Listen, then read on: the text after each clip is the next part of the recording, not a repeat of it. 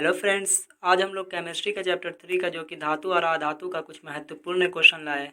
सारे क्वेश्चन बहुत ही महत्वपूर्ण है, तो चलिए हम लोग साथ मिलकर इसे हल करते हैं। आज का जो पहला प्रश्न है, विद्युत अपघटनीय परिष्करण में अशुद्ध धातु को बनाया जाता है। विद्युत अपघटनीय परिष्करण में जो अशुद्ध धातु को बनाया जाता है वो एनोड में बनाया जाता है, जो कि ऑप्शन ए इसका राइट आंसर हो जाएगा।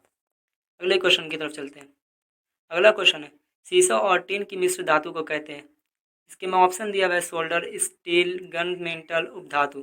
सीसा और टीन के जो मिश्र धातु को कहते हैं उसे सोल्डर कहते हैं, जो कि ऑप्शन है इसका भी राइट आंसर हो जाएगा। अगले क्वेश्चन की तरफ चलते हैं। अगला क्वेश्चन है, अधिकतर धातुओं के ऑक्साइड होते हैं। धातुओं के जो ऑक्साइड होते हैं इसके में ऑप्शन दिया हुआ है अम्लीय, उदासीन, क्षारीय, इनमें से कोई नहीं। देखिए ऑप्शन में ए बी सी टाइपिंग में थोड़ा रॉन्ग हो गया, तो वो हो नहीं पाया, लिखा नहीं पाया, इसलिए आप लोग थोड़ा एडजस्ट कर लीजिएगा इसे। तो लिखा हुआ है धातुओं के अधिकांश ऑक्साइड जो होते हैं वो होते हैं क्षारीय, ऑप्शन सी इसका राइट आंसर हो जाता। और अम्लीय जो होता है वो धातुओं का ऑक्साइड जो अम्लीय होता है। तो चलिए अगले क्वेश्चन की तरफ चलते हैं।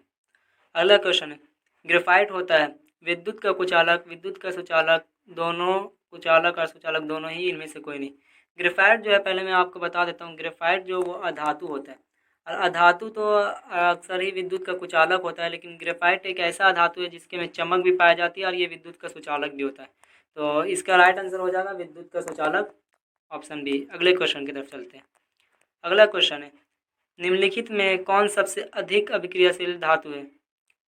निम्नलिखित में कौन सबसे अधिक अभिक्रियाशील धातु है, जो कि इसके में ऑप्शन दिया है मैग्नीशियम, कैल्शियम, सोडियम, पोटेशियम। सबसे अधिक अभिक्रियाशील जो धातु है वो है सोडियम, जो कि ऑप्शन सी इसका राइट आंसर हो जाएगा। अगले प्रश्न की तरफ चलते हैं। अगला प्रश्न, इनमें से कौन अधातु होते हुए भी चमकीला होता है। इनमें से कौन अधातु होते हुए भी चमकीला होता है। इसके में ऑप्शन दिया हुआ है कार्बन, ब्रोमीन, आयोडीन, इनमें से कोई नहीं। मैं बता देता हूँ, जो कि धातु तो अक्सर तो आप लोग जानते ही होंगे कि धातु में चमक नहीं होती है, लेकिन फिर भी पूछे इनमें से कोई ऐसा धातु है जिसमें चमक होता है। तो ब्रोमीन जो है ना, ब्रोमीन वो तो ये भी अधातु है, लेकिन ये कमरे की अवस्था में, जो द्रव्य अवस्था में पाई जाती है, कमरे के ताप में है ना ब्रोमीन, वो द्रव्य अवस्था में पाई जाती है। और कार्बन भी धातु है, आयोडीन भी धातु है। तो इसका राइट आंसर हो जाएगा आयोडीन। आयोडीन एक ऐसा धातु है जो कि वो चमकीला होता है। अगले क्वेश्चन की तरफ चलते हैं। अगला क्वेश्चन है, किस रासायनिक यौगिक को गर्म करने पर प्लास्टर ऑफ पेरिस प्राप्त किया जा सकता है। किस रासायनिक यौगिक को गर्म करने पर जो प्लास्टर ऑफ पेरिस प्राप्त किया जा सकता है, ये क्वेश्चन है। तो इसके में ऑप्शन दिया हुआ है विरंजक, चूर्ण, जिप्सम, चूना पत्थर, कच्चा चूना।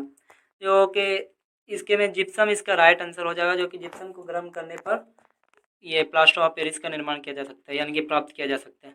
अगले क्वेश्चन की तरफ चलते हैं। अधिक जो सक्रिय धातु है वो है आपका पोटेशियम, जो कि ऑप्शन है इसका राइट आंसर हो जाएगा। अगले क्वेश्चन की तरफ चलते हैं। अगला क्वेश्चन है, लोहा एवं इस्पात को जंग से सुरक्षित रखने के लिए उन पर किस धातु की पतली परत चढ़ाई जाती है। तो लोहा में देखिए जंग लग जाती है, इस्पात वगैरह में, तो इसे सुरक्षित रखने के लिए किस धातु का आपका परत चढ़ाई जाती है, यानी कि इसके में ऑप्शन दिया हुआ है तांबा, चांदी, सोना, जिंक। क्योंकि लोहा और इस्पात को जंग से सुरक्षित रखने के लिए आपका जिंक का जो परत चढ़ाया जाता है, ऑप्शन डी इसका राइट आंसर हो जाता है।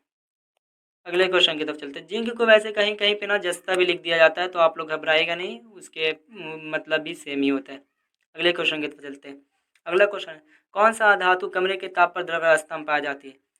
इसके में ऑप्शन दिए ब्रोमीन, पारा, तांबा, एल्युमिनियम। अरे मैं आपको ऊपर ही बताया था कि ये ब्रोमीन जो है वो कमरे की अवस्था में कमरे के ताप में द्रव्य अवस्था में पाई जाती है, जो कि, और ये अधातु तो वैसे द्रव होते नहीं, लेकिन फिर भी ब्रोमीन है ऐसा जो कि कमरे के ताप पे द्रवावस्था में पाई जाती है। और ये पारा है ना, पारा धातु है, ये भी द्रवावस्था में पाई जाती है। धातु में भी, धातु को हम तो हमेशा ठोस होते हैं ना, लेकिन ये पारा जो एक ऐसा है, ये भी अपवादी है, समझ लीजिए, ये भी कमरे के ताप पे द्रवावस्था में पाई जाती है। तो अगर जहाँ धातु पूछेगा तो ब्रोमीन में टिक मारिएगा, और अगर धातु पूछेगा तो पारा में।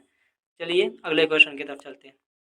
अगला क्वेश्चन है, बॉक्साइट निम्नलिखित में से किस धातु का अयस्क है। बॉक्साइट जो है वो आपको एल्युमिनियम का अयस्क होता है, जो कि ऑप्शन सी इसका राइट आंसर हो जाएगा। बॉक्साइट से ही हम लोग एल्युमिनियम को प्राप्त करते हैं। अगले क्वेश्चन की तरफ चलते हैं। अगला क्वेश्चन है, निम्नलिखित में से कौन अधातु है। ये सब में से कौन अधातु है, इसके में दिया हुआ है Fe, यानी कि लोहा, कार्बन, एल्युमिनियम और आर्गन। तो यानी कि ये सब में से कार्बन जो है आपका अधातु है। अगले क्वेश्चन की तरफ चलते हैं। अगला क्वेश्चन है, निम्नलिखित में से किसे चाकू से काटा जा सकता है? धातु जो है, पहले आप लोग समझ लीजिए, धातु तो हमेशा ही कठोर होते हैं, आप लोग तो जानते ही होंगे, लेकिन कुछ ऐसा धातु है जो कि बहुत ही नरम होता है, यानी कि बहुत सॉफ्ट होता है, उसे चाकू से भी काटा जा सकता है आसानी से। तो उसके में आता है आपका सोडियम। सोडियम जो है, सोडियम और पोटेशियम को आसानी से हम लोग चाकू से काट सकते हैं, जो कि इसका राइट आंसर ऑप्शन ए हो जाएगा। अगले क्वेश्चन की तरफ चलते हैं। अगला क्वेश्चन है, कार्बन क्या है? धातु, अधातु, उपधातु, इनमें से कोई नहीं। कार्बन जो है वो है अधातु, तो इसका ऑप्शन भी इसका जो राइट आंसर हो जाएगा। बस आज के लिए बस इतना ही, लास्ट था ये क्वेश्चन। तो ऐसे ही और वीडियो को देखने के लिए गाइस हमारे वीडियो को लाइक करें और चैनल को सब्सक्राइब करें, और जितना से जितना हो सके वीडियो को शेयर करें।